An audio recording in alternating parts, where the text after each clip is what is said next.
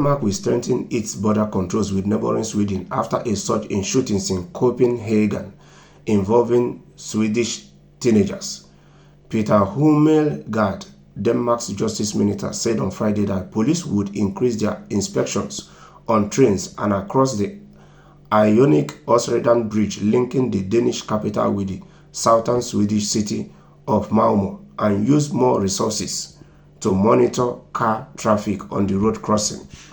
We are increasing surveillance in part to increase security but also to prevent higher Swedish child soldiers who come to Copenhagen to carry out tasks in connection with gang conflicts, he added. Hummelgaard revealed on Thursday that there had been 25 incidents since April where Danish criminal gangs had hired what he called child soldiers to commit crimes in Denmark. In the last 2 weeks alone, Danish police have linked 3 shootings to Swedish teenagers. Sweden has suffered from growing gang violence during it in the past decade from one of the countries in Europe with the lowest rate of fatal shootings to one of the highest. Swedish police said the powerful criminal gangs often use children to commit murders as they will receive light sentence.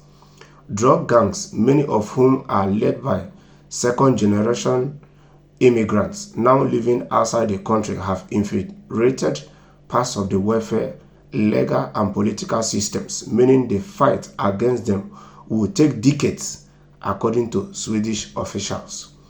Hummelgaard called it a scary phenomenon that Danish gangs were hiring young Swedes to do their dirty work. They are people sitting as masterminds in the non-Western world, in Lebanon, in Dubai, in Iraq, pulling the strings and starting conflicts with each other in Copenhagen. Quite simply, we don't want to put up with that, the Danish minister said. Denmark has taken a tougher approach to immigration and criminal gangs than Sweden, leading to some right-wing politicians in Stockholm, including in the government, to suggest they should copy Copenhagen's tactics.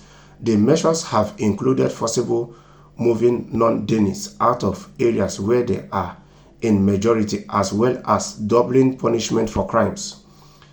Denmark's Justice Ministry said on Friday that it was deepening its intelligence cooperation with Sweden by stationing an officer permanently with Stockholm police, as well as intensifying officer exchanges with law enforcement in southern Sweden.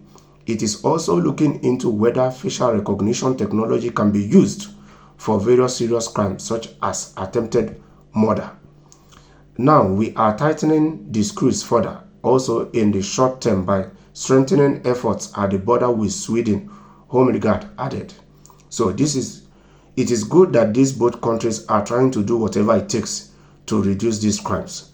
Yes, to make sure that their people feel safe in their country, because the first constitutional duty every government owes its people is to protect life and property, and also to provide for its people. So it is good that the Swedish people and Denmark, they are doing whatever it takes to make sure that such crimes don't happen in their country, to hold the people that are behind it accountable.